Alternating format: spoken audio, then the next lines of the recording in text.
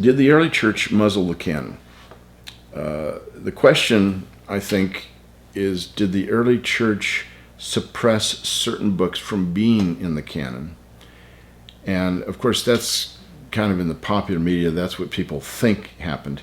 They think there's secret manuscripts in the Vatican and this sort of thing that they know would destroy the Christian faith. This kind of stuff. Anytime you're dealing with a group that has some things that are not completely self-evident, then we tend to come up with conspiracy theories. The ancient church did not muzzle the canon. What they did was they had essentially three criteria for determining what was Scripture.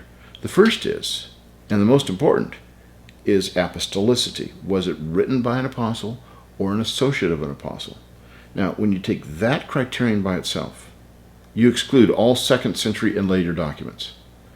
Some people say, well, the Gospel of Thomas, that should go in the New Testament. Well, no one thinks Thomas wrote the Gospel of Thomas. And virtually everyone agrees it's a 2nd century document. I think it was written between 120 and 140. There's some who date it significantly later, some who date a little bit earlier. The Gospel of Mary, the Gospel of Philip, the Gospel of Peter, the Apocalypse of Peter, the Acts of Peter. You've got all these documents out there, other letters by Peter that don't go in the New Testament. And why not? Because the ancient church said, these don't look like they're 1st century documents. The Shepherd of Hermas is an ancient document that was very well received in the church. It was considered to be orthodox. Churches all over the place accepted it. But it was written in the middle of the 2nd century by the brother of the Pope, apparently. And we have what's known as the Muratorian Fragment, or Muratorian Canon, that's written about AD 180. And it lists the books that were authorized to be read publicly in church services. And it talks about the Shepherd of Hermas. And it says, this is good reading, do it privately, but it doesn't belong in authoritative church service worship because it was written recently in our own time in Rome.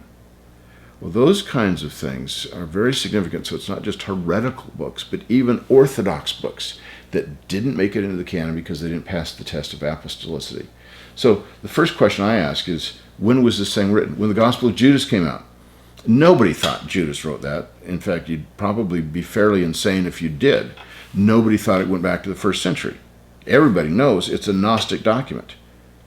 Does it qualify? Of course not. It's a later document. It's not written in the 1st century and all the rest. The second canon is Catholicity, and that is, does it fit in with the views of the universal church? Catholicity doesn't mean Roman Catholic, but the churches in the ancient world, did they generally accept this document or not?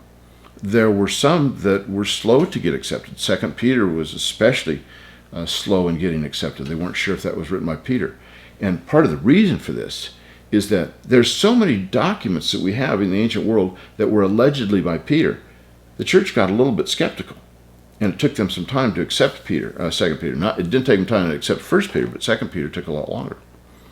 Then the third criterion is orthodoxy. Does this book conform to what we know to be orthodox? And how do you know what's orthodox? Is it a circular argument?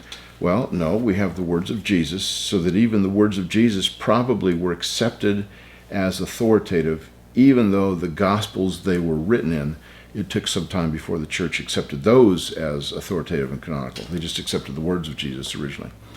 And then there were hymns, there were creeds, there was the oral tradition that would passed on from generation to generation that established what orthodoxy was. There were eyewitnesses. Even Papias in the early 2nd century talks about speaking to people who were eyewitnesses. And so he's telling us about what orthodoxy was at that time.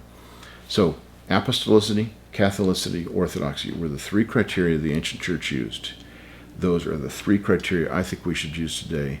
The ancient church did not, in any sense, muzzle the canon.